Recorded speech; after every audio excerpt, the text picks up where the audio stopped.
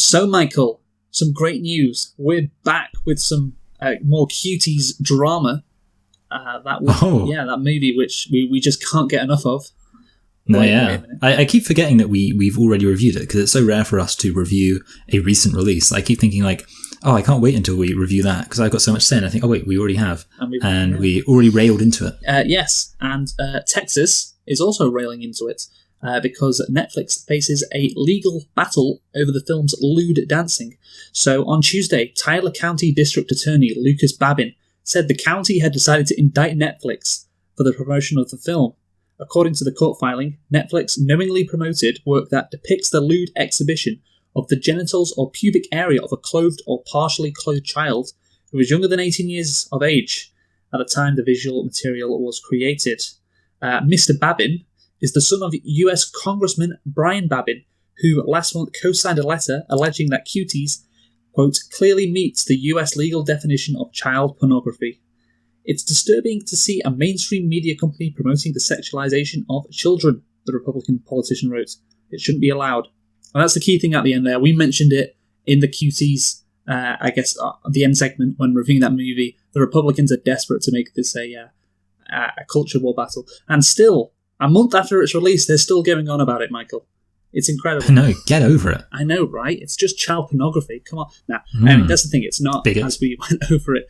It really does say something that, seriously, after a month, that they're still going on about it. I am surprised, you know. I know that a lot's going on in American politics right now, but I am surprised Donald Trump hasn't been asked about Cuties. It is actually quite surprising how little it's in the political mainstream. You know, it's being brought up. How much the Republicans want it to be, because, that's the key. So what do you think will happen, Michael? Do you think, because, of course, the death penalty is legal in Texas, that all of the Netflix executives are going to get fried? Do you think that's going to happen? The good news is, under our God Emperor Biden, Texas will be turning blue anyway, and we don't have to worry about Beto O'Rourke doing anything to stop our beloved Cuties. The progressives will take Texas, and at that point it will be mandatory Cuties screening. Netflix will have nothing to worry about, as long as everyone turns out to vote in 2020. Yes, I look forward to that.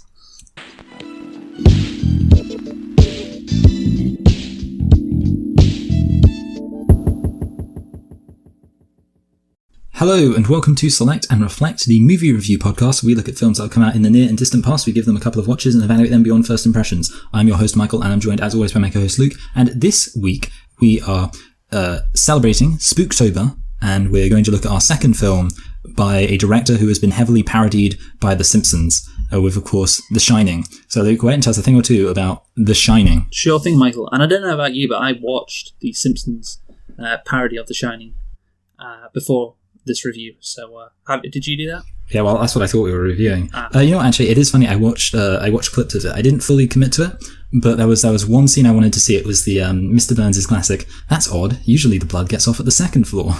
Oh, that's great. Great. So I was remembering that. So I found that specific scene. I didn't watch the whole thing, but yeah, I watched a bit of it. So our minds were in the same place. Okay, so The Shining is a 1980 psychological horror film produced and directed by Stanley Kubrick and co-written with novelist Diane Johnson. The film is based on Stephen King's 1977 novel of the same name and stars Jack Nicholson, Shelley Duvall, Scatman Crothers, and Danny Lloyd.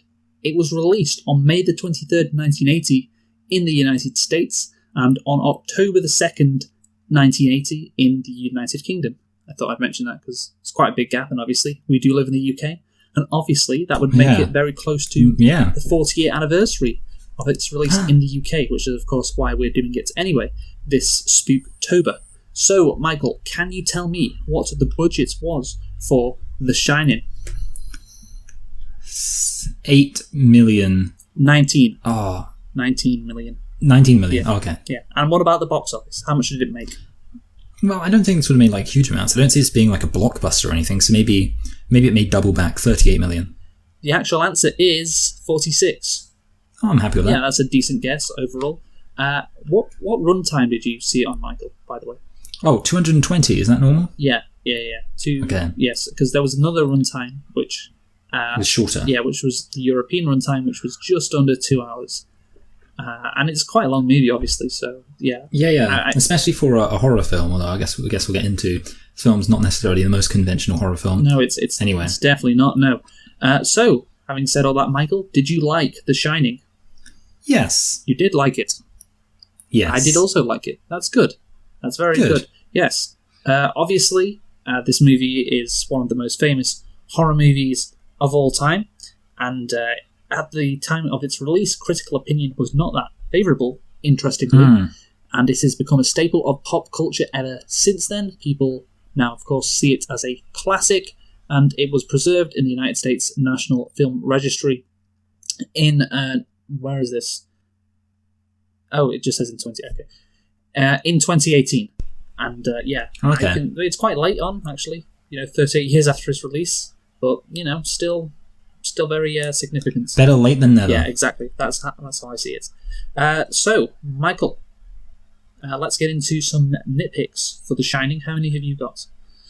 I've got 4, but we'll see. You've got 4. Well, I've got 2, and one of them is a nitpick, so 1 really. Well, let's hear your 1 nitpick, and then we'll do my 4 nitpicks, and then we'll get your lit pick to end on a more positive note. Okay, so when Jack Nicholson is driving up to the hotel with his family, remember that scene? Yes, of course. Yes, when they're talking about cannibalism. He is constantly moving the steering wheel so much. And as a keen driver myself, an expert in all forms of motorsport, well, not all forms, but most forms. One form. If you're doing that, your car has very little grip. A casual conversation would not be occurring about cannibalism. I have to say, you'd be all over the road. So yeah, I don't know why he just didn't move his hands as much. Just keep it out 10 and 2, and that'll be fine. Yeah, that's a good point. But yeah, that just put me off. Anyway, what are your nitpicks, Michael? Well, the first one is he says he'd like to be, he says, 5 months away is exactly what I could do with, but I think he said from the end of October until, I guess, the beginning of May, but either way, no matter how you slice it, that's at least 6 months, so it's just weird that he said 5 months, because it's not that difficult. May's the 5th month, October isn't the end of the year. The second one's a bit of a weird one, and I'm not even sure if it's right, because I'm not great with accents, but it seemed to me like Wendy had a bit of an inconsistent accent, like sometimes it would be really southern, and other times it was a bit more normal, and I'm not sure if that's just because there were some words that, but I don't know, it seemed very strange to me, and maybe that's just me, but as a keen accent observer, I thought, sounds like she's a bit southern sometimes. And this is an obvious one, but Jack could have easily killed Wendy, and then worked out who the intruder was, because the intruder was clearly very far away, and he wanted to kill Wendy, and it's just, a bit...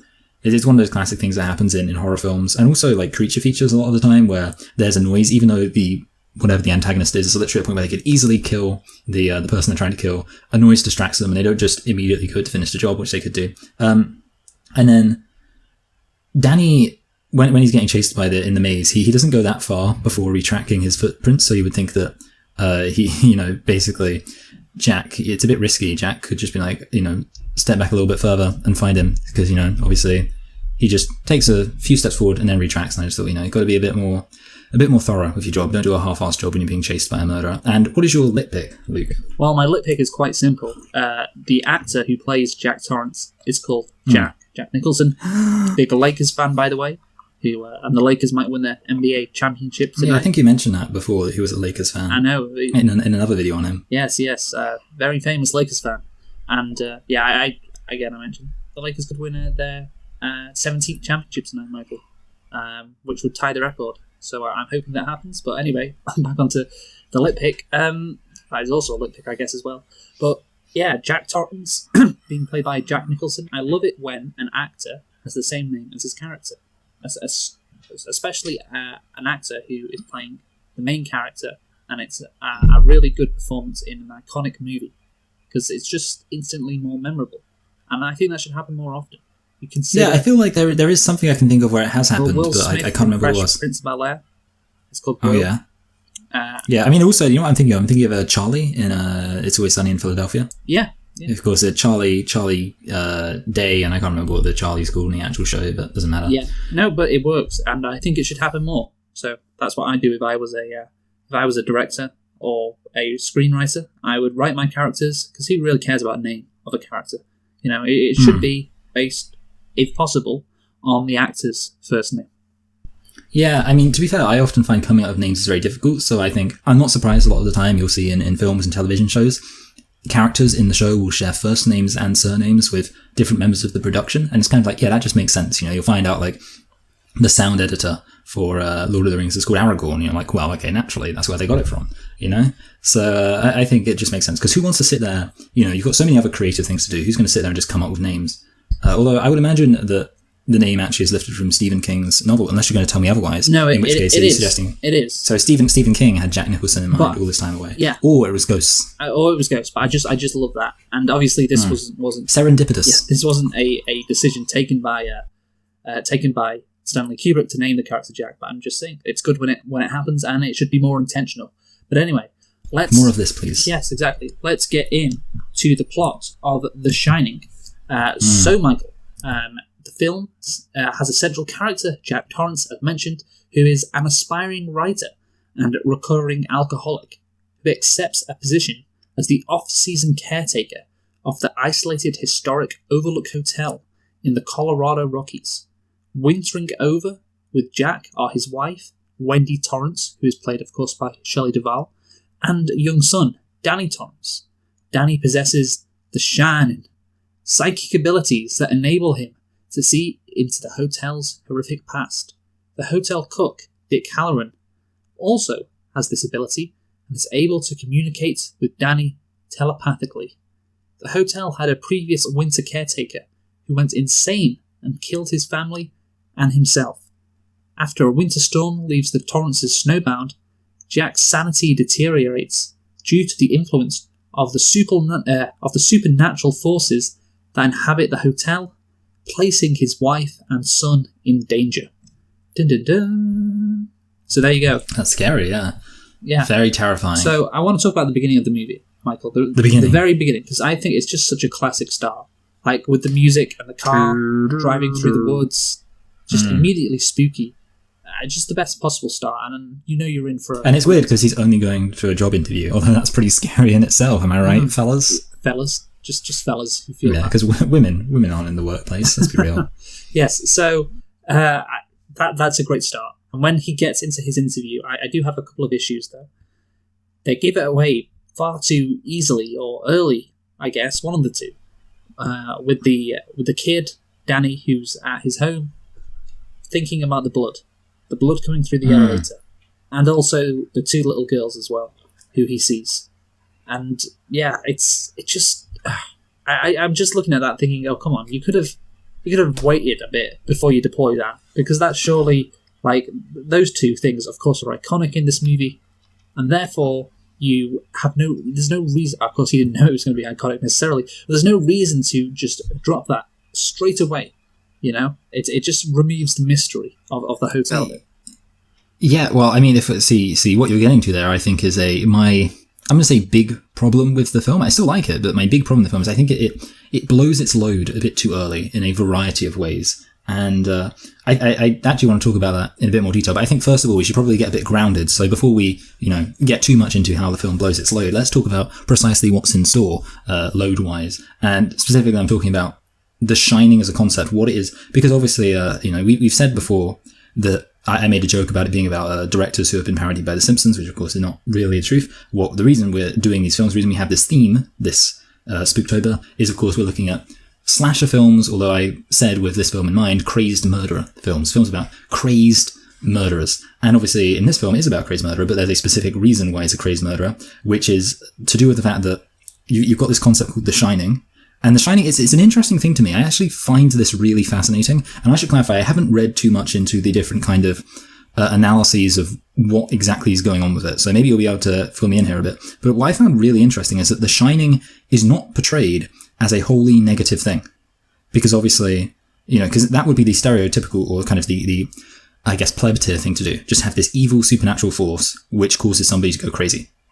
Or again, is it supernatural? Is it someone going crazy? We'll get into that. Oh, okay, let's get into that now. Is it supernatural or is it people going crazy? Because I know that is a question, and obviously, if we're going to talk about this, we need to know what are we talking about here? Okay, fine.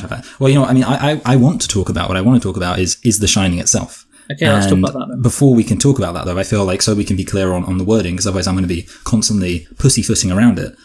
Is The Shining supernatural? Are we saying that, Luke? Are we saying that with confidence? Because I know there's a debate here. Well, that's the thing. I mean, as far as I know, and maybe I'm crazy here, but I've heard that there is a large group of people out there who think that the film is purely crazy, and it's a film about someone's psychological problems, and it's not actually about ghosts. Well, I mean, maybe for Jack. Okay, okay, I see. Like, I don't see how you can think The Shining is psychological. Yeah, that's a good point. They're two different things. Okay, this isn't as absolute, because I'm aware of The Division. I thought The Division was much more absolute. I thought there were some people saying, like, it's got nothing to do with the supernatural. They're two different things again. Well, The Shining is a very clear supernatural concept. Yeah. This black guy and this kid are just crazy. Like, if that's your view, then you're wrong. I know, yeah. Oh, yeah, okay, yeah. I agree. So that's the thing. I was wanting to make sure that. Yeah. So basically, what I find interesting about The Shining is it seems like The Shining is set up in somewhat of an antagonistic sense, because the Scatman, I can't remember his actual name, I'm just going to call him Scatman, says some places shine, some places don't, with reference to the hotel. And it's implied, in other words, that the hotel has this shining, that the shining inhabits the hotel, and I think we can assume that the shining aspect of the hotel is what causes some of the scary, and in some cases even deadly, occurrences to occur. But then the flip side is that the shining also seems to have a positive effect, in that obviously Danny and Scatman have it, and they're not crazy people. So I really found that interesting, the idea that the shining almost feels like a force of nature, rather than being something where it's explicitly good or it's explicitly evil. It's kind of just like another dimension. I found that really cool. I don't know what you think about that. Yeah, so initially I thought The Shining was a euphemism for when you have a large penis. That's always what I thought about it. You had The Shining, but no, that wasn't the case, obviously.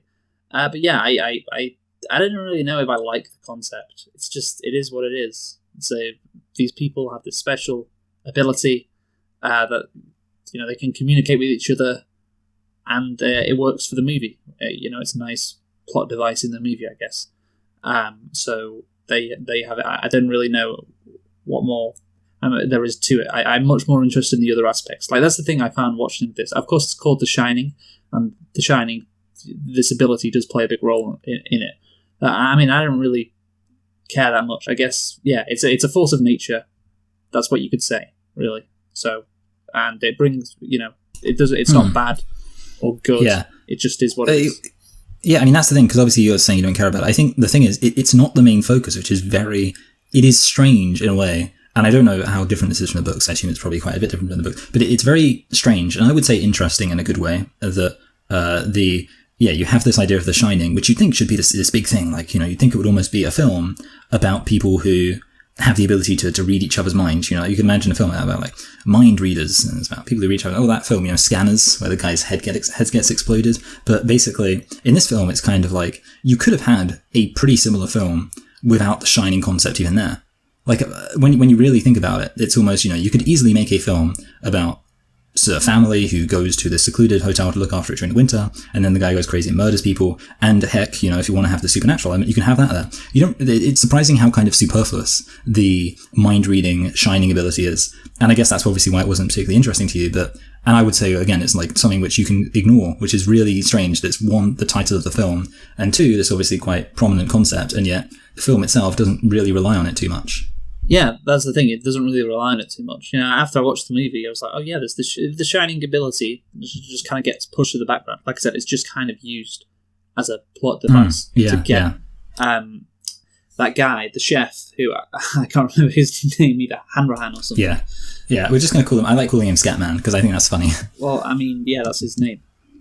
Yeah, but I think it's a funny name. Oh, I mean, wow. You already had, so I guess, if your lit pick was, the guy was called Jack, my lit pick is that this guy is called Scatman. Scatman Crothers is his name, right? Yes, it is, but I don't... He's a singer. Do you know that? Yes, I do, because I can read Wikipedia as well, but I don't really... Oh, sorry, I know it because he sung the opening song to a Ralph Bakshi movie. Oh, okay. I know him because he played Louis in The Garbage Man on the TV show Chico and the Man. That's not true. He was also a prolific voiceover actor. But yeah, overall, with The Shining, I guess it's interesting. It's supernatural, and it's part of what the movie's famous for. But yeah, it's just used to get old Scatman back up to the hotel so he can save the day, and it allows Danny to have these visions. Which then he can see the past of the hotel, which is really my main focus, and I think the movie's main focus as well. And so I think it's useful more than anything really. Do you want to talk about anything else in regards to the supernatural? No, I mean, there's only one other thing, which is I thought it. I mean, obviously, you've said it hasn't been explored, and I agree. I think it could have been interesting if they would have explored it a bit more. Like, for example, I wish the character of, or kind of the interaction between Jack and the supernatural elements had got more exploration in terms of, because I thought, my logic was, because presumably they kind of set up the idea of this shining ability being inherited, because I think Scatman says that his grandma or something had it.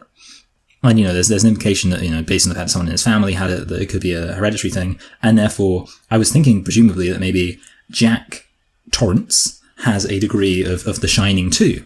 And I thought that would be an interesting thing to kind of have actually established. I was thinking about a subtle thing they could have done to establish it, where basically, obviously, he wants to go away, and I was thinking it would have been a great scene if he said, like, I have trouble finding peace and quiet whenever loads of people are around, and then you could look at that and go, he has trouble. You could, once the concept of the shining's been established, you go, I guess Jack has the shining too, and he can hear people's thoughts, and that's why he goes crazy, because he can hear people, and he can hear dead people's thoughts or something. But like, that's why he struggles to concentrate when there's other people around. That's why he wants to go to a secluded place, because he's reading people's minds. Just a little thing like that. I wish they kind of would have just had it so, when you watch the film multiple times over, you can kind of think, I'm kind of picking up on why Jack in particular had these crazy things going on. But that's just like a minor thing. Well, but it's Jack an area where I think would have made the film slightly better. For all the reasons, though, doesn't he? Yes. That aren't related. Because he's crazy. Because he's an alcoholic. Yeah. So I guess, do you want to talk about the Ghost versus Cabin Fever thing? Yeah. I want you to talk about it, because so far I tried to talk about it. I embarrassed myself by revealing that I had misunderstood the concept a little bit. So you just fill me in. Well, educate me. This is from Wikipedia. So basically, there's this whole section on whether it's ghosts or just cabin fever. That Jack is, whether it's him going crazy, whether it's psychological or supernatural, that kind of battle. So in some sequences, there is a question of whether or not there are ghosts present. In the scenes where Jack sees ghosts, he is always facing a mirror, or, in the case of the storeroom conversation with Grady, a reflective, highly polished door. Film reviewer James Baranelli notes, it has been pointed out that there's a mirror in every scene in which Jack sees a ghost, causing us to wonder whether the spirits are reflections of a touched psyche. In Hollywood, Stephen King, Tony Magistral wrote, Kubrick's reliance on mirrors as visual aids for underscoring the thematic meaning of the film portrays visually the internal transformations and oppositions that are occurring to Jack Torrance psychologically. Through these devices, Kubrick dramatizes the hotel's methodical assault on Torrance's identity, its ability to stimulate the myriad of self-doubt and anxieties, by creating opportunities to warp Torrance's perspective on himself and his family. Furthermore, the fact that Jack looks into a mirror whenever he speaks to the hotel means, to some extent, that Kubrick implicates him directly into the hotel's consciousness, because Jack is, in effect, talking to himself. So that's one point of view. Okay, so wait, hold on. It seems like, so maybe I'm misunderstanding, but it sounds to me like the second option there is almost a synthesis, where it's kind of like the mirrors are there because he's talking to himself, but also the reason why he's talking to himself is because he's kind of connecting to the hotel on some kind of spiritual, supernatural level. Yes. So, yeah, is there another point of view? Okay, well, yeah, this is it. Yes, so, hit me with it. Ghosts are the implied explanation that Jack's seemingly physically impossible escape from the locked storeroom. In an interview of Kubrick by scholar Michael Ciment about the scene in the book that may imply he similarly thought of the scene in the film as a key reveal in this dichotomy. It seemed to strike an extraordinary balance between the psychological and the supernatural in such a way as to lead you to think that the supernatural would eventually be explained by the psychological. Jack must be imagining these things because he's crazy. This allowed you to suspend your doubts of the supernatural until you were so thoroughly into the story that you could accept it almost without noticing. It's not until Grady, the ghost of the former caretaker who axed his family to death, slides open the bolt of the larder door, allowing Jack to escape, that you were left with no other explanation but the supernatural. So there you go. It has to be the supernatural.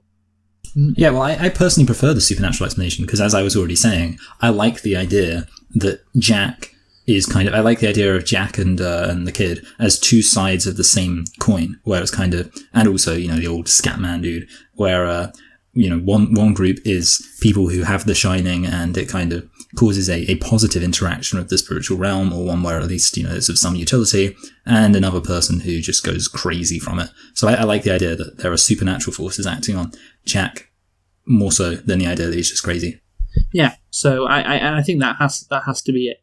Like, it is the supernatural, and that is something that is more focused on in the book. It is the supernatural rather than Jack's psyche, which is explored more in the movie. Yeah, but the key thing is in this movie, the supernatural still does exist. That is the key. People may say, well, it's actually not the supernatural. It's just psychological. But I think that is it just can't be true. It can't fit in. Yeah. It can't fit in with the themes that Kubrick wanted to express either. So for me, that doesn't make sense on that bit. So Michael, shall we move on now? I guess to the ending of the movie, or just the rest of the movie? Because obviously you have, I guess, 35 minutes of establishing, all the characters, the hotel, the imaginary. Pretty much The Shining as well. I mean, you get the whole conversation with, about what's up, Doc. It's all established. Room 237, the lack of beer, the history of the hotel, all covered very well by Kubrick. And here's an issue which I have actually, before we get on to the ending. It's Jack Nicholson. Obviously, people laud his performance, and rightly so. But I have an issue with the fact that I guess it goes to what you were saying before of this movie blowing its load too early. I think I know what you're going to say, Luke, and I have to say, I think I'm going to completely agree with you, which is going to make for a very uninteresting discussion, but hit me with what you're going to say. He's just too crazy right away. Yes. He tells Wendy to get the fuck out of the room.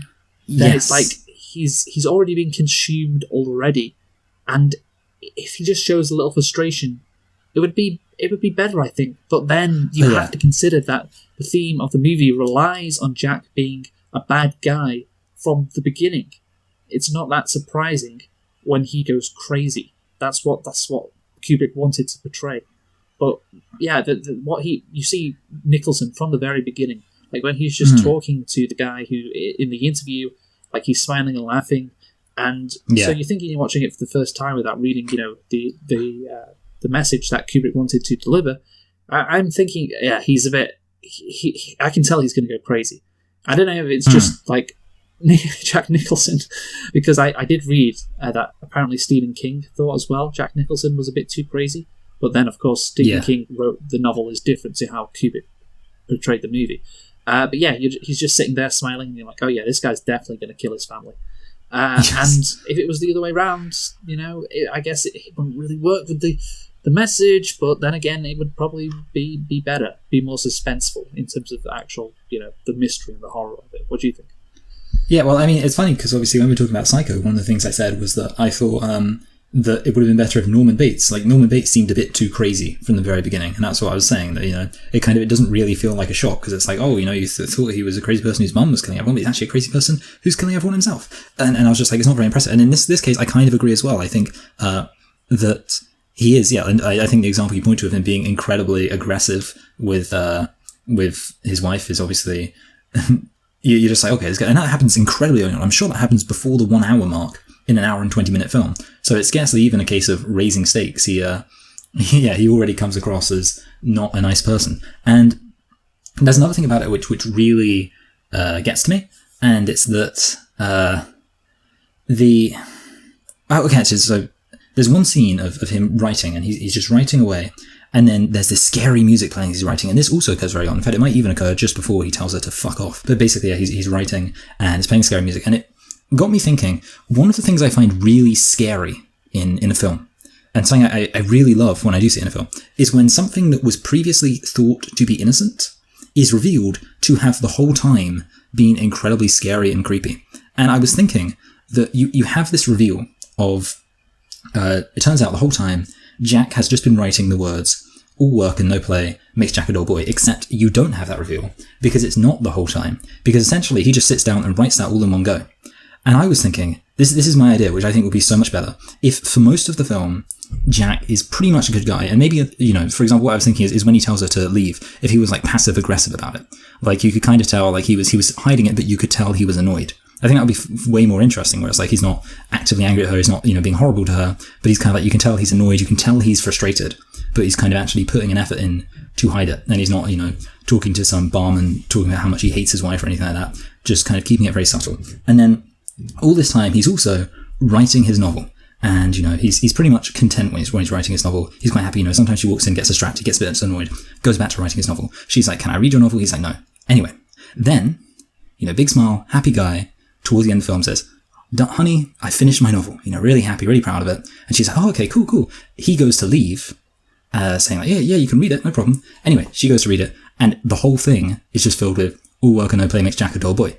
And to me, that would just be so much more scary, because the whole time when you thought he was happy and like fine and everything, it turns out he's been writing this incredibly creepy thing over and over again. And that would just be like way more scary to me, because like I say, it's when something that was previously thought to be innocent, you just thought he was writing his novel. It turns out he's been crazy this whole time.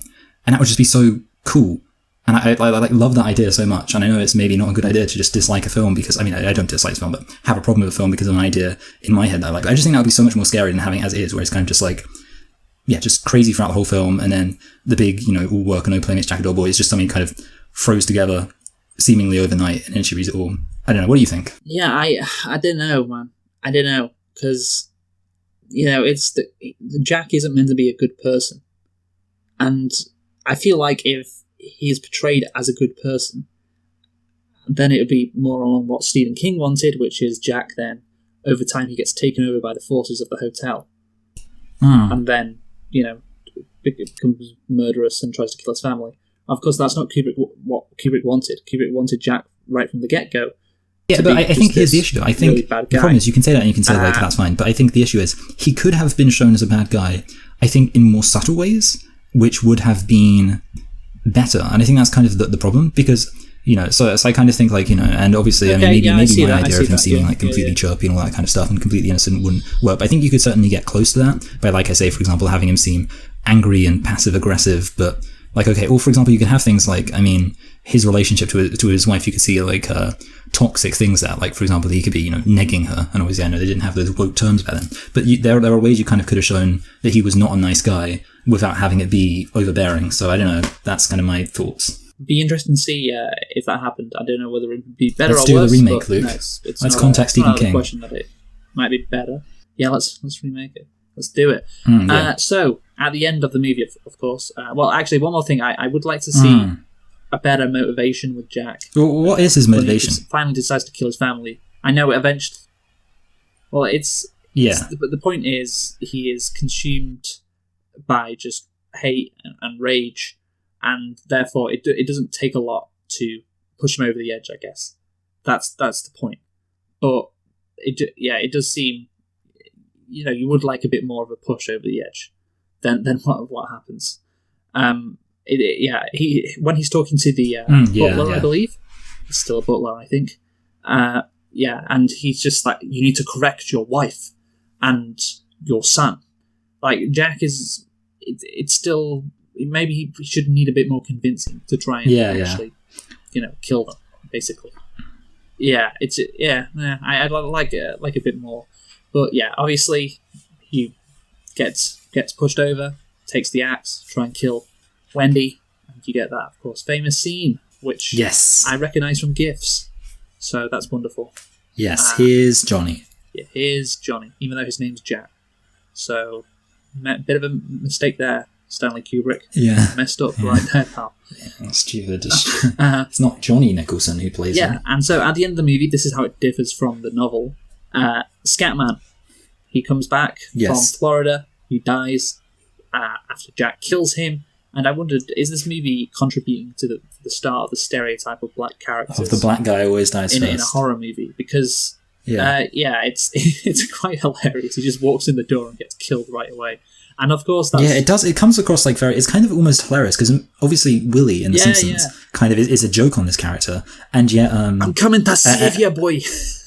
And it's kind of like that level of pointlessness, because of course one of Willie's jokes later on in that episode, because obviously he does that in all 3 of the episodes, when he's like, I'm coming to save you kids, and then he gets hit in the back, he's like, oh, I'm bad at this, which is of course in the episode where the kids, the teachers are eating the students. But, that line of, oh, I'm bad at this, is kind of a commentary on the fact that every single time Willie does something, he just walks into a room and gets killed immediately in every single skit in that episode. And that's literally what this, he feels so pointless. They have this whole time building up to it, and he just shows up and he dies immediately. Yeah, he's useful in the fact that he gives them that, whatever it is, snowplow to get out of the hotel. Yeah. But yeah, he... glorified Uber driver. Yeah, he is. What would be really funny if he was like, when he gets axed, it's like, I flew fucking 10 hours from Miami for this. And that would be some great comedy right there. But yeah, I when I watched it for the first time, I was like, oh yeah, that really does happen in The Simpsons. They replicated it perfectly. It wasn't like The Simpsons making a joke. He dies straight away after just walking in the hotel. So yeah, and that's it. Obviously they escape. Jack gets frozen. We get another great gif that I see on Twitter whenever it's cold. And there we have it. And of course his picture is... his face is in a picture from July the 4th, 1921, in the hotel, in the lobby. So I guess we'll discuss that picture in the theories section, and that'll be interesting. But firstly, we've got to talk about scariness. That's the next thing to cover, because obviously this is a horror movie. How scary is The Shining? How scary is one of the greatest horror movies of all time? Obviously, last week I said Psycho wasn't scary at all, to be honest. But this one, you give your opinion first, Michael. Okay, well, I'm going to say, I already kind of gave my opinion when I said, for example, that I would find I already said what I find very scary, which is the idea of innocent things being revealed to actually be sinister things. And of course, you don't get it in this. I will say I don't find this film scary for one very particular reason, which is, and I'll just give you that right away. There are too many crazy people in this film for me to find it scary. And what I mean by that is that what makes a film scary, in my humble submission, is having people who feel normal and relatable put in scary situations. And the problem is that 2/3 of the people in this house are undeniably crazy. So, for example, you can't really feel scared on Jack Nicholson's behalf because he's crazy. And you can't feel particularly scared on the little kid's behalf because he's crazy too. And so literally the only person you can possibly feel scared on the behalf of is Wendy. And yet she's also kind of hysterical for the whole film. And it kind of creates a weird situation where it sort of feels like it's a house where all 3 people are just kind of all going sort of crazy together. And you're like, it's not really very scary though, because if you were in that situation, you wouldn't be scared because you'd be crazy.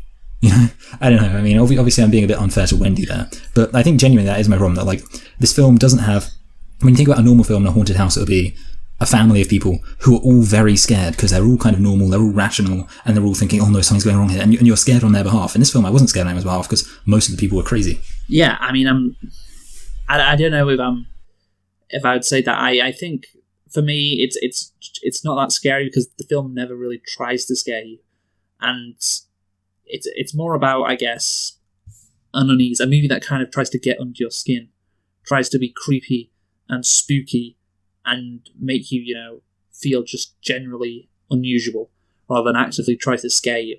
I will say, when the kid was tricycling around everywhere at the start of the movie, well, the first time he does it, I was scary. Oh, it was scary for me because I knew what was going to happen.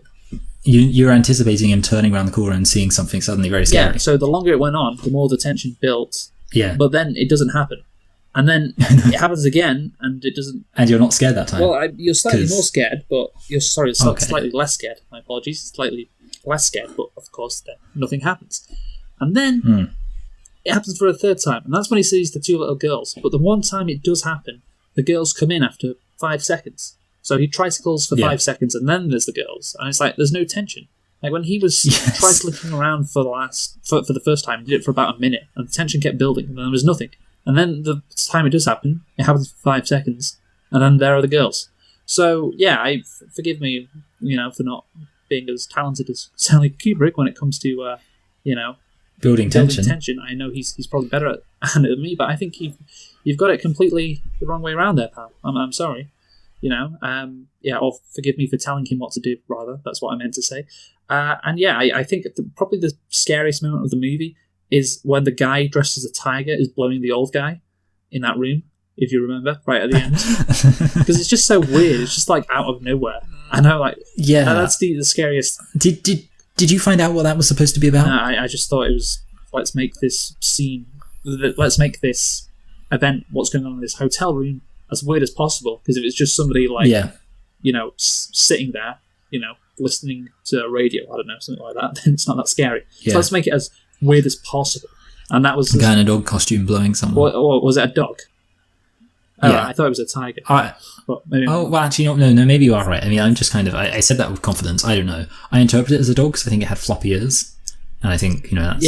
dogs have floppy ears, but... Point. But yeah, that was just, like, so weird. So, and, it comes at a good time. I was thinking constantly throughout the movie, after these really great scenes, where a lot of tension built, it was spooky, it would be the perfect time to deploy, I guess, a jump scare, even though it's kind of a cheap trick to scare the audience. But that doesn't really happen. And so, again, I can't think this movie's objective is to scare you. So it can't really be scary, but I think it does have quite a bit of potential if Kubrick tried more on that end. But I don't think he was obviously as interested in that as, that wasn't his primary objective, to try and scare people while watching the movie, So that's probably why it's not as scary. But it's definitely better than, Psycho last week. I'll say that. Yeah, I mean, I don't know if I could actually say, because I'd say they're both pretty much on a similar level in terms of not being very scary at all. I think the interesting thing about this film is there's several scenes which, in isolation, you'd be like, oh, that's like scary, which I think is not the case in Psycho. I would probably argue Psycho is holistically, and I know you're going to disagree with this, but I'd argue Psycho, when viewed holistically, is more scary. Not in a sense I actually found it scary, but I'd argue that if there is anything scary about Psycho, it's in the looking at it as a whole. Like, for example, the fact that this woman just dies very kind of immediately and suddenly and shockingly when she's just, been the main character for the last half an hour. There's something scary about that when looked at it from the whole. Whereas in this film, it's almost the opposite, where there's quite a few scenes which I think in isolation you'd be like, oh, that's scary. Like, obviously the scene where there's the woman and she's like a dead body, and if you saw that, you'd be like, oh yeah, that's gross and that's kind of creepy and stuff. And there's loads of scenes like that, I think, in this film. But then when you look at them in the context of the actual film, it's almost less scary, Because I was aware of, before I'd ever seen this film, I was aware of some of the scenes from it and kind of aware of the, I guess, reputation they had for being quite scary. And I obviously knew about them, and I'd never seen The Shining. And when I actually saw The Shining, I was like, oh, this isn't actually as scary as I thought it would be. Yeah, it's not that scary. I mean, the most famous scene in the movie when he's hacking through the door. I mean, you've seen it so many times that it can't be scary. Really, it just can't. And yeah, all the other bits and pieces in the movie, again, they create tension, they give you a feeling of unease. But I wasn't like scared at any point, to be honest with you. But whatever. Yeah, I guess that's not really what this. When you think of The Shining, I still think it's a great movie, and I still really like it. Yeah, that's kind of the thing. But, yeah, I mean, scariness. Like I said before, I don't think that's what Kubrick was mainly going for, so it's fine. I think we should give a shout out to the atmosphere though, because this film. You already kind of brought up the unease. With the first thing, because that is the Yeah, and that's, I think, one of the things that makes a film good, and it's one of the things, I guess, to any extent makes a film scary, which is that you do have this creepy music. You a lot of the time have just weird, very kind of synthetic music. And then you have like this weird screaming, like chanting when Jack's going on his murder rampage, for example. You get a very interesting use of music. It's not all kind of the same thing, which I think is interesting too. It's a good use of a variety of music, which I appreciated as well. So I think that definitely adds to it. And that also adds to the quality of the film in general. It did introduce some, I guess, what are now cliches involving the horror genre. So the Indian burial ground, going to a hotel or this... Or a cabin in the woods when it's snowing and being isolated, being cut off from the world. Little kids being possessed as well. Some, staple of the horror movie genre that were initiated by this movie because, they're inherently like creepy and scary and so on and so forth. That has to be mentioned as well. Shall we move on now, Michael, to, yes. I guess, the theories surrounding this movie, or the symbolism in this movie. Yes. So, this is my takeaway from this movie, and I think it's there's a lot of debate around The Shining and what Kubrick was going for and so on, what he was trying to say, but I think this is unquestionable. One of the themes is the recurring violence. So, basically, Jack Torrance has to do a blood sacrifice, he has to do the bidding of the hotel, and of course, as mentioned, very early on in the movie, it's built on Indian burial ground. Just a massive amount of blood flowing through the elevators. That is, of course, I would suspect meant to be the blood of all the Indians who were buried underneath, or all the Indians who fought when this hotel was being built. You have this guy, Charles Grady, who's, of course, the reincarnation of Delbert Grady, or the other way around, I can't remember, one of the two. Nah, doesn't matter. Yeah. Who cares, am I right? Yeah, and of course, Jack Nicholson is also reincarnated. That is my interpretation. I think it's the correct one, because at the end of the movie, you see he's, of course, in that picture, and I think what the movie is going for, because of what happened with the Grady character, is that these people who were the caretaker or the butler back in the day when the hotel was being created in the 1920s or the 1910s, they are reincarnated and come back to this hotel, and that they are doubles of themselves. And if you look at there's quite a few doubles in this movie from the twin girls. Remember the twin girls, Michael? Yes. Quite a lot of mirror shots as well, etc. So that's definitely something there. And overall, I guess with the theme of reoccurring violence, basically this hotel, I guess you could say, is sort of a temple of violence. Even though the owners, of course, they don't want it to be the case, the history cannot be shaken off. It cannot be free of its past. The trends of human aggression repeat themselves throughout history, and of course the hotel was founded because of aggression. The origin of the hotel was founded on basically slaughtering Indians, disrespecting their culture, and there's this one point where Jack Nicholson throws a ball at the wall of the hotel, and it's a picture of a Native American, I think, on the wall. Which the movie, I think, it's like a 10-second clip in the middle of the movie, and it's in there. I think it's showing a message there quite clearly.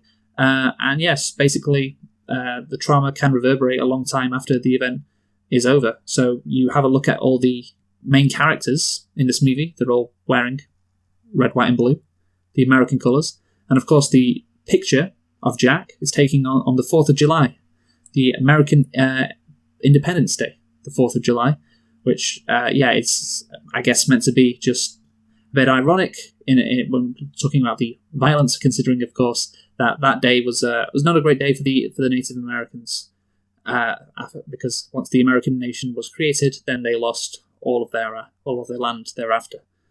So what do you think about that, Michael?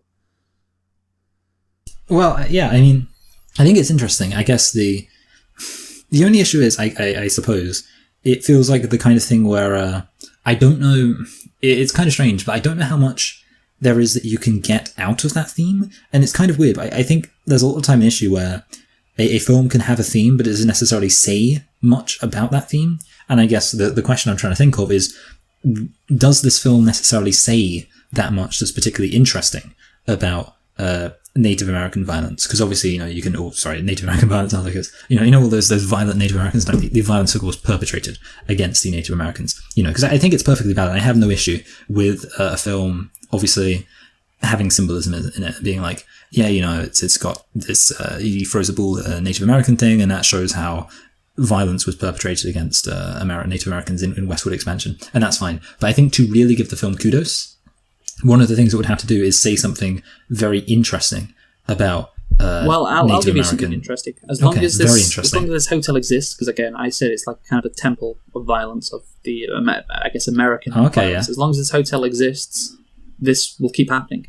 I guess. Oh, so what you're saying is it's got to be destroyed? Yes, it's got to be destroyed. It's got to be obliterated, and that actually is what happens at the end of the novel. The hotel burns down. In the movie, it does not burn down. So basically, in this movie's universe, what will happen maybe in another 10 years' time, say in 1990, you're going to get someone else who has been reincarnated from that picture at the end of the movie, one of the other people. Maybe instead of it's not the caretaker, it's not the butler, maybe it's the barman who takes his family into the Shining Hotel, into the Outlook Hotel, and he, is captured by these. Well, he's not really captured by these spirits. He's, already primed and ready to kill his family and repeat that cycle of violence. And that is... So you're advocating for the destruction of the United States? Unless, well, the taking down of the hotel, but unless America confronts its past, and unless America confronts the evil that it has perpetuated upon Native Americans, and so on and so forth, then, this basically, people who, this hotel will, and other places, I guess, if you want to expand on that, you'll keep on seeing this aggression happen, this violence happen. That is the point, I guess, overall. That is the message that Kubrick is trying to portray, essentially. So there you go. Is that a good explanation? I like it. Just out of interest, has Kubrick come out and said that he endorses that as definitely what he was trying to say? Well, no. But see, I'm just wondering. Okay, well, it's fine. But there have been people who have written about it on Wikipedia, which, if you allow me, that's very valid. Well, look, as Wikipedia, a source anyone can edit. Luke. Anyone, yeah. So this guy called Blakemore, and his argument is that the film is a metaphor for the genocide of Native Americans. He notes that when Jack kills Halloran, the dead body is seen lying on a rug with an Indian motif. I didn't mention that, but that is true as well. Blood in the elevator is for the blood of the Indians in the burial ground. The date of the final photograph, July the 4th, is meant to be ironic. Yes, that's kind of what I said as well. Blakemore writes, as with some of his other movies, Kubrick ends The Shining with a powerful puzzle that forces the audience to leave the theatre asking, what was that all about? The Shining ends with an extremely long camera shot moving down a hallway in the overlook, reaching the central photo among 21 on the wall, each capturing previous good times in the hotel. Now, the head of the party is none other than the Jack we've just seen in 1980. The caption reads, Overlook Hotel, July the 4th Ball, 1921. To answer this puzzle, which is a master key to unlocking the whole movie, is that most Americans overlook the fact that July the 4th was no ball, nor any kind of Independence Day for Native Americans. That the weak American villain of the film is a re-embodiment of the American men who massacred the Indians in the earlier years. That Kubrick is examining and reflecting on a problem that cuts through decades and centuries. Film writer John Capo sees the film as an allegory of American imperialism. This is exemplified by many clues, such as the closing photo of Jack, or Jack's earlier reference to the Rudyard Kipling poem, The White Man's Burden. White Man's Burden. Yes, which was written to advocate the American colonial seizure of the Philippine Islands, justifying imperial conquest as a mission of civilization. So there you have it. That is basically what this movie is. I think this. Yeah, there's a lot of you can mention alcoholism. About how this hotel lets makes people's inhibitions go, and therefore their true character is revealed, just like alcoholism does. Plus, Jack is a dry person. As there's one, but I think this is much clearer. There's just so much evidence for it. I think it is pretty undisputable, given all the debate around this movie. What do you think? No, yeah. I mean, I agree. That does sound. Yeah, it sounds very, very clear, and I do like it. I mean, I did actually wonder within the film itself why exactly he says "white man's burden." It seems like a weird thing to say, but it's fine. I don't really mind. But yeah, definitely, I do think it does seem like that is you laid out the stuff, Luke. So how can I refute that? Again, I think the only issue is, I would argue, my only problem is that I do think that the very interesting point you made of the hotel or the violence, the cycle of violence will only end when the history of violence is confronted, is something which I think it's generous to say that is said by the film itself. I think you could say it's implied by the film, but I think certainly you can definitely say that there is an association made between, and I mean, they literally say the film was built on an Indian burial ground. So it makes sense that there would be an association between the violence that's happening in the hotel and the violence that's happening to Native Americans. And I could even grant that this is being presented as a critique of American mindset, particularly, you could say, or more specifically, the American imperialism. And obviously that's justified by white man's burden and things like that. But the only thing which I think is not quite as clearly there, and I think something which I would give this film more kudos if it was more clearly there, is the specific suggestion of a solution of you need to confront this history of violence in order to be able to overcome it. And I think also a more clever interweaving of that into the themes of the film. For example, I think The Shining as a concept how does that work into it? It would be interesting. You could, it would be interesting if they tried to do something like that. I also think, for example, I don't think The Shining does factor into it. That's what I said before. It's just a plot. Yeah, and I think that's kind of a weird thing where I think it would be a more powerful theme if The Shining worked into it. Also, I mean, with reincarnation, I mean, I don't know if reincarnation is a particularly Native American thing. It would be interesting, for example, I don't know, they could do something with spirit animals. That's a Native American thing. But yeah, overall, I mean, I definitely agree that it's interesting and it's there. But I think, as you've kind of already pointed out, some of the central things in the film, like The Shining, aren't necessarily related and interwoven with that theme, which I think means you can't really say this film is thematic in the way that some other much more deeply thematic films are. So it's kind of, I would say it's more of a cherry on the cherry Bakewell thing with the whole symbolism stuff rather than some deep to the core message of the film. That is the core message. I think you can see it throughout the movie. Like, there's so many little instances where it would make sense if this was the core message, and it pops up. Like, that's the thing. We have to, you mentioned like The Shining and so on. Like, of course, the movie's called The Shining, and the movie you can't write around it. It doesn't work without this psychic ability being there. But Stephen King said, and this is true, the novel has been drastically changed the movie has been drastically changed compared to the novel. I mean, we can get into this now. I mean, look, why did Kubrick change all this? Why did Kubrick? Because he's a hack. Okay. Because he ruins everything he touches. Well, that's the thing. Like, Kubrick's pessimistic ending, that's what it is. It's a pessimistic ending in contrast to Stephen King's optimistic one. It's in keeping. He did that with A Clockwork Orange too. He just loves doing it. It is in keeping with the motifs that Kubrick wove into the story. In the film, the motive of the ghosts is apparently to reclaim Jack, although Grady expresses an interest in Danny's shining ability, who seems to be a reincarnation of the previous caretaker of the hotel. Yeah. The film is even more focused on Jack as opposed to Danny than the novel. So I think that's the key thing. It's not really about Danny, like his psychic shining abilities. It's pushed to one side. It's about Jack. It's about this character who has been reincarnated and is a manifestation of the violence that created this hotel, and he is, I guess, cursed to all those people in that picture are cursed to keep coming back to this hotel 10 years after another 10 years or so on and so forth, and keep on repeating this cycle of violence until it's ended, until the hotel burns down like it does in the actual book. Yes, but then see that's a weird thing though, because obviously the hotel doesn't burn down in this one, which is really strange. Because obviously, I mean, here's the thing. Obviously, the specific thing I'm getting at, just to reiterate, and that the idea of the claim that the legacy of the hotel needs to be dismantled, which is the most interesting thing, and I'd argue the thing that is most unsubstantiated. And for example, it would be substantiated by the hotel burning down, and yet that's cut out. So that's concern. I mean, the other thing I was thinking about is it's very obvious to me how The Shining could be interwoven with it. Because what is one of the things you're specifically told about The Shining? You're told The Shining allows you to connect to past events, which logically, if the film is supposed to be about a critique of American history in the specific context of understanding that American history needs to be critiqued or else a cycle of violence will continue, the logical thing to do would be, for example, to have Jack and Danny both have this shining ability, and Jack is tormented by the history of violence because he refuses to confront it, whereas Danny is willing to confront the violence, the violence he sees, and because of that he is able to overcome it. And in that context, Jack would of course represent the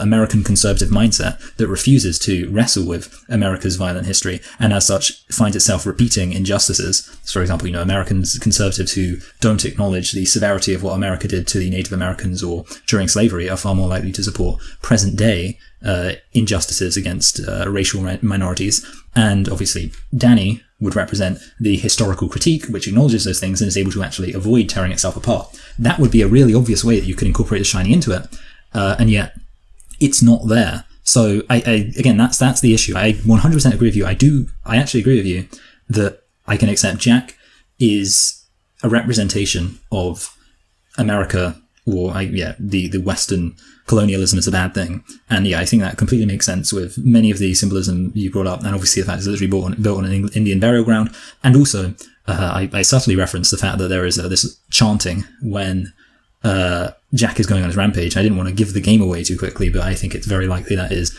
Native American chanting. Because there is this chanting when he's like I don't know if you picked it up, but there's this chanting when he's doing his rampage, and I think it's very likely that is Native American. But so I agree with all of that. The only issue is, and the only thing which I think for me would elevate it, would be if that specific critique of you need to acknowledge the history of violence in order to defeat the cycle of violence would at least one be substantiated more by the idea of the hotel needing to be destroyed, which Kubrick explicitly cut out, and two, like I say, by it could obviously be incorporated by actually bringing The Shining into it, which Kubrick doesn't do. So that's my only issue. Okay, well, Kubrick likes to leave things ambiguous.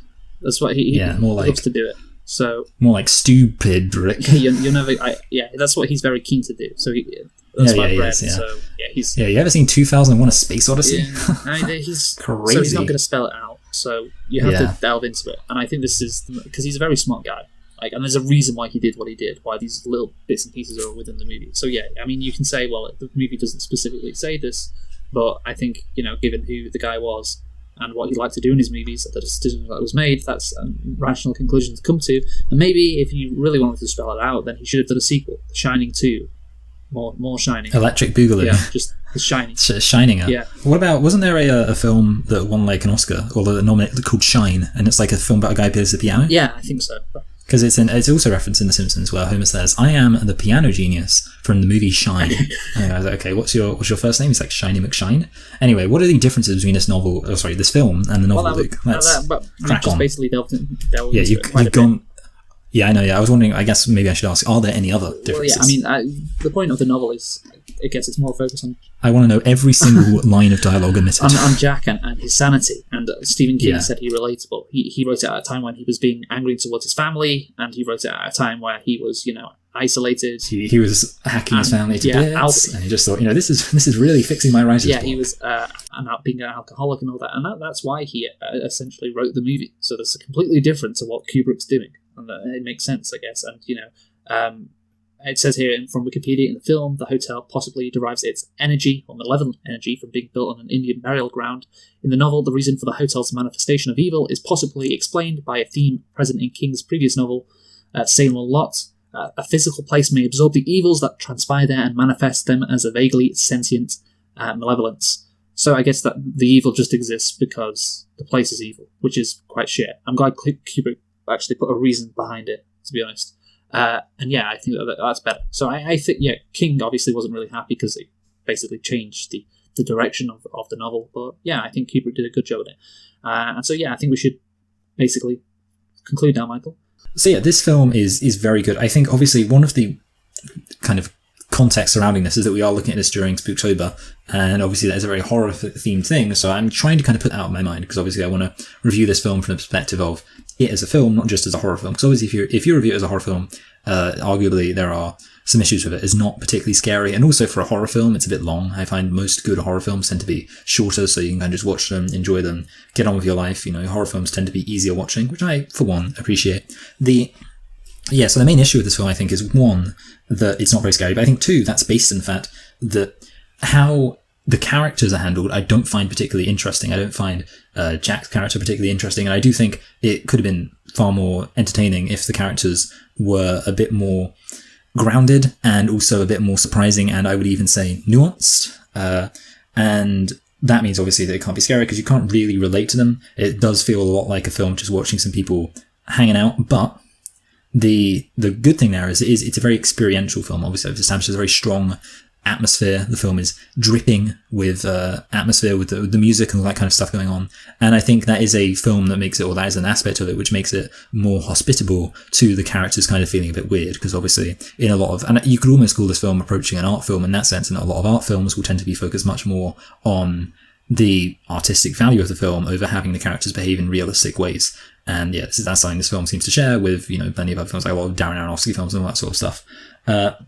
So the big question, I think, is the thematic stuff and how much you get out of that. Personally, I do think it's interesting, but I will maintain that it's more of it's something where I wouldn't watch the film just for that, because from my perspective, I think too much of the work has to be done outside of the film itself, which is, I think, actually watching the film you don't get out of it. And I don't know, maybe you'll disagree, but for example, when I think about films I really like, for example, Moonlight is a very clever commentary on the intersection between race and masculinity. And you don't need to watch Moonlight and then read a bunch of think pieces about what Moonlight actually means. You can, as you're watching it, absorb the meaning because the meaning is presented. And I think obviously you don't want the meaning to just be spoon-fed to you, but I think you want the meaning in a way where it is much more perceptible, which I don't think it is here. I think it's kind of a case of, as you're watching a film, you can observe the Native American symbolism and you can think, oh, that's perceptible. But I think some of the other stuff, and unfortunately I'd argue some of the more intelligent and sophisticated stuff in terms of the themings, I don't think is immediately perceptible from the film, and as such I think it's something where you kind of have to go to another film.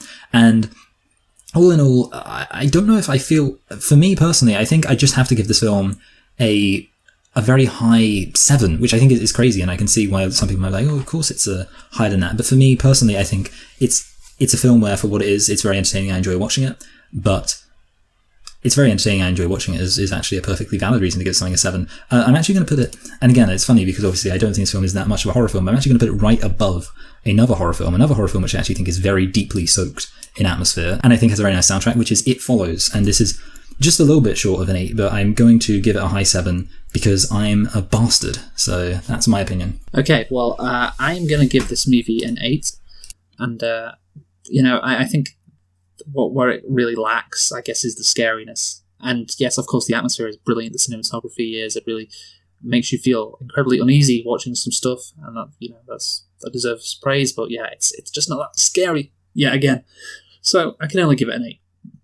But I will say again, you said, well, maybe the theme, you have to look at, you have to not watch the movie, you have to go away from it. It's not immediately available. And, it's, for me, I look at the fact that the film mentions it's built on Indian burial ground. The colours that the characters wear, the fact that that picture at the end of the movie is where Jack is, at the ball on July the 4th. It's pretty clear, and maybe you do need some time to piece it all together. Certainly, when I did watch it for the first time, I wasn't completely all the way around on it. I noticed these bits and pieces, but I did wonder how it was all connected together. Then you read a bit, and then you rewatch the movie again, and you're like, oh yeah, I get it now. Like it's completely there. I see it. I see the light, Michael. I see it all. This Jack Torrance You've guy, got The Shining. Yeah, some people have I do. He's a man of his... That's what The Shining really is. The Shining's your ability to watch The Shining and pick up on all the symbolism. Yes, the symbolism is there. Jack Torrance is a manifestation of this American violence that has been perpetuated throughout the years and will continue to be perpetuated as long as the history and the past is not confronted. And the only way that can happen is for the hotel to be destroyed. Of course, the hotel does not get destroyed in this movie, so the theme of recurring violence will continue. On and on and on, which of course fits in with Kubrick's kind of depressing movies. So yeah, I think it's there. And yes, that is something that I fully agree with. So 8 out of 10 for me. If it was scary, it would be a 9, but it's not, unfortunately. But I can still appreciate it. It's a great horror, well, maybe not horror movie, it's just a great movie. The horror element is kind of good. I think scariness has to factor into that, but yeah, it's a great movie. 8 out of 10 for me, Michael. A very solid all round. So, given that, what are we doing next week? Well, next week, see, I hope I'm right about this. I think we spoke about it, and then we kind of realised that I said we could do Halloween first because Nightmare on Elm Street's the latest film. But do you do it? Yeah, we'll do it. I mean, it doesn't make a difference, so we'll just do it that way. So, well, next week we're taking a bit of a sharp left turn in a way. We're still looking at a horror film about a crazed killer, but arguably not quite a Stanley Kubrick film. We're going to be looking at Halloween, the original from 1979, I believe. And this is the point where we're unfortunately moving away from our lovely anniversary because we're, the constraints of the theme demand it. Yes. Okay. So Halloween it is then. Yes, 42 years, I believe, after its initial release, I think. Yes. So, yes, thank you for listening. We have been selecting and reflecting on The Shining, which, is an incredibly impressive movie. And we will be... Let's see if Halloween can hold up. Yeah, let's see. We'll be returning next week with Halloween. Who have you been, Michael? I've been Michael. And I've been Luke. Thanks for listening, and goodbye. Goodbye.